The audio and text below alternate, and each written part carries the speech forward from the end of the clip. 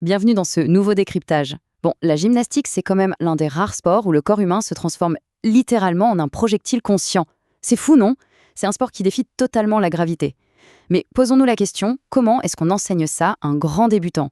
Eh bien, pour comprendre cette mécanique, on va confronter deux théories pédagogiques vraiment fondatrices, mais complètement opposées. D'un côté, on a l'approche de Leguet et de l'autre, celle de Carrasco.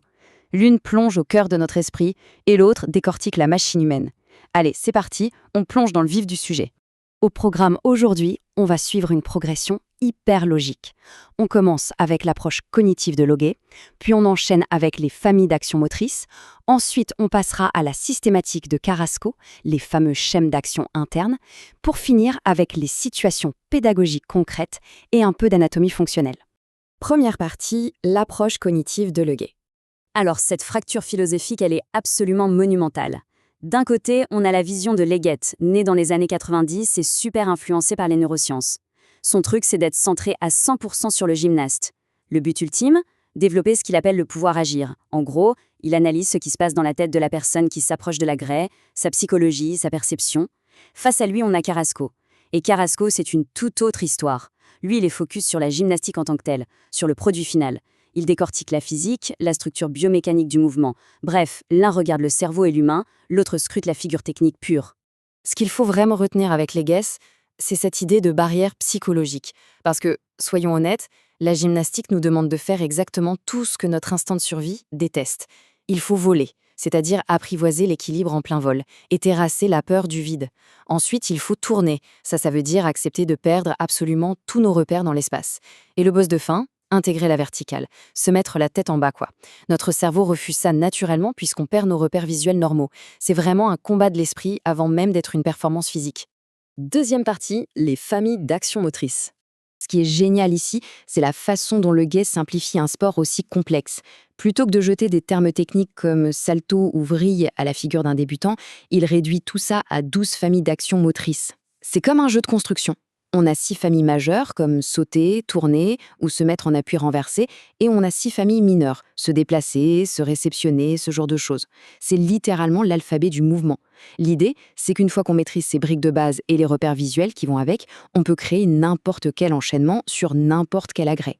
On passe à la troisième partie, la systématique de Carrasco. Et là, on touche au génie pur de Roland Carrasco. Face à l'infinité de figures qui existent, il a une approche presque mathématique. Sa philosophie, ne surtout pas se laisser aveugler par l'apparence extérieure d'un mouvement. Au contraire, il faut chercher les structures dynamiques analogues.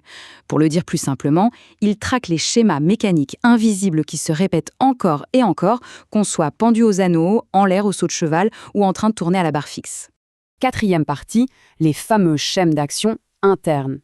Bon, posons tout de suite quelques bases avec deux termes hyper importants de vraie coordination musculaire cachée. D'abord, l'antépulsion. C'est simplement l'action de lever les bras vers le haut ou, pour être plus précis, d'agrandir l'angle entre le bras et le buste. À l'inverse, on a la rétropulsion. C'est l'action de baisser les bras et de refermer cet angle avec force. Ces deux mécanismes, c'est le moteur principal d'une quantité astronomique de balanciers en gym. Regardons comment ça marche en pratique. Avec l'antépulsion, l'angle de l'épaule s'ouvre au maximum, ce qui est absolument vital pour générer de la hauteur lors d'un élan montant. De l'autre côté, la rétropulsion vient refermer violemment cet angle. C'est une traction hyper puissante qui sert à se hisser ou à freiner une descente. C'est en quelque sorte l'ADN mécanique du haut du corps en pleine action. On descend un peu, direction le centre de contrôle, le bassin. Ici, on a l'antéversion, c'est quand le bassin bascule vers l'avant, ce qui vient creuser le bas du dos. Mais attention, le vrai secret, c'est la rétroversion. C'est la bascule inverse. Le bassin part en arrière, le pubis est poussé vers l'avant. C'est exactement ce qui permet de créer le fameux gainage, cet alignement parfait et rigide qui est obligatoire pour encaisser les forces de dingue qu'on subit pendant une routine de haut niveau. Ce petit mouvement des hanches a l'air de rien, mais c'est un game changer absolu. La rétroversion agit comme un verrou pour toute la colonne vertébrale. Si on rate ce gainage, toute l'énergie fuit et la figure s'écroule comme un château de cartes. Bref, c'est la clé de voûte pour avoir une posture en béton armé. Et pour boucler la boucle sur ces schèmes de base, il nous reste l'ouverture et la fermeture. L'ouverture, c'est une extension complète. On augmente l'angle entre les jambes et le tronc. La fermeture, à l'inverse, c'est une flexion brutale. On ramène les jambes vers la poitrine. Ce duo, c'est tout simplement ce qui contrôle comment notre corps se plie et se déplie comme un ressort en plein milieu des airs. 5e partie, les situations pédagogiques. Alors, comment tout ça se traduit sur le praticable? Carrasco propose 2 armes redoutables. D'abord, les parcours. Là, l'idée, c'est de forger le caractère, de donner du cran. C'est une approche globale, un peu chaotique, où on se frotte direct à du matériel inhabituel. On passe une fois et hop, on tourne. Ça va vite. Ensuite, pour la vraie chirurgie technique, on a les mini-circuits. L'objectif est super ciblé. Un seul élément technique, travaillé sur 4 ateliers différents. Le mantra ici, c'est dissocier pour mieux associer. On isole un petit bout du mouvement, on le bétonne et on le remet dans le contexte global. 6e et dernière partie, l'anatomie fonctionnelle. Connectons un peu toute cette belle théorie à nos muscles. Au niveau des épaules, la ceinture scapulaire, le muscle deltoïde, c'est le boss de l'antépulsion. Ensuite, les titans comme le grand dorsal et le grand pectoral prennent le relais pour la rétropulsion. Et attention, petite statistique hallucinante, aux anneaux, ces muscles peuvent parfois encaisser l'équivalent de 10 fois le poids du corps. 10 fois, c'est monumental. Et n'oublions pas le triceps, le muscle de la répulsion par excellence, indispensable pour repousser violemment le sol lors d'une acrobatie. Si nos bras gèrent le balancier, nos jambes sont clairement le réacteur de la fusée. Au niveau du bassin, le psoas et les abdos orchestrent ces fameuses fermetures éclairs en plein vol. À l'arrière, les fessiers et les dorsaux assurent des ouvertures explosives. Et pour s'arracher du sol, tout repose sur la puissance des quadriceps et des mollets.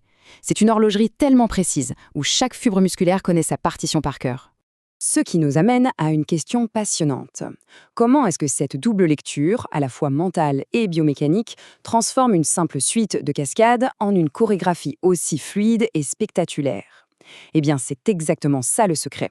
C'est la fusion parfaite entre la psychologie humaine décryptée par Le Guay et la froide mécanique anatomique de Carrasco.